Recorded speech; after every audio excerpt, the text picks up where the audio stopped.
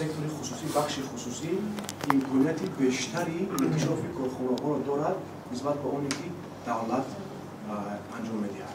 Ва ба ҳамин хотир бинобар сабаби он ки мо дар рӯ ба иқтисоди бозоргонӣ овардаем, ниҳодаем, давлат қадам ба қадам саросима нашуда бо дарёфти сармоядорони муносиб ки ҳам ӯҳдадории иҷтимоӣ ва ҳам ӯҳдадории молиявӣ мегираду дар маҳал коргоҳро аз вазъи имрӯза бештар обод мекунад, дар асоси шаклҳои мухталиф бегона карда истодааст.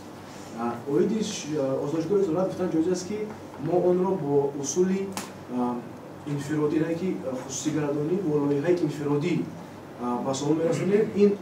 ин механизми каме мураккабтар аст ва барои худи эълон кардани озмун қарори ҳукумат эълон ба таъсир расид. баъд аз он марҳилаи дузинагӣ баҳри дарёфти додталабон дар кумита анҷом ёфт ва ин раванд идома дорад. таҳлил нишон мекард ки таваҷҷӯҳ ба додталабон барои соҳибӣ кардани ин иншоот дар асоси он рақобату он механизми шаффофи қабули ҳуҷҷатҳое ки ҳаст зиёд аст. албатта мо ин раванди ғайридавлатӣ кунонии зумрат идома дорад ва мо дар нишасти ҷанбастии соли 2015 оид ба натиҷаҳо ба шумо ахборот хоҳем дод. аслан додталабо ҳам аз хориҷи кишвар ҳастанд ва ҳам аз дохил.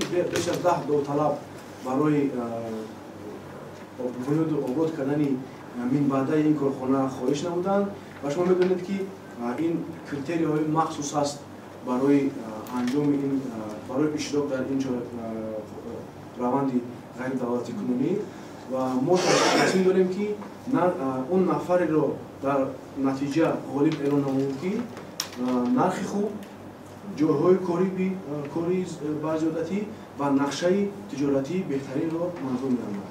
яъне ки мо бояд баъд аз 2 соли ғайридавлатӣ кунонии корхона ва ҳамааш мо бояд рафта бибинем ки аз вазъияти имрӯза дар давоми бигӯем ки 2 соли сифарӣ гашта умуман ӯҳдадориҳое ки ӯ ба зимма мегирифтааст тағйиротҳо дилхоҳ ва назаррас ҳастанд. албатта азбас ки мо агар як номи ширкатро бигирем ин албатта рақобати носолим мешавад ва номи ширкатро гирифтан аз даҳони нафари мансабдор ба мисли ман маънои ӯро дорад ки мо як афзалият медиҳем. азбас ки ин раванд идома дорад ва анҷом наёфтааст, мо аз номи ширкатҳо дар ин маҳила хуҷҷат мебошем.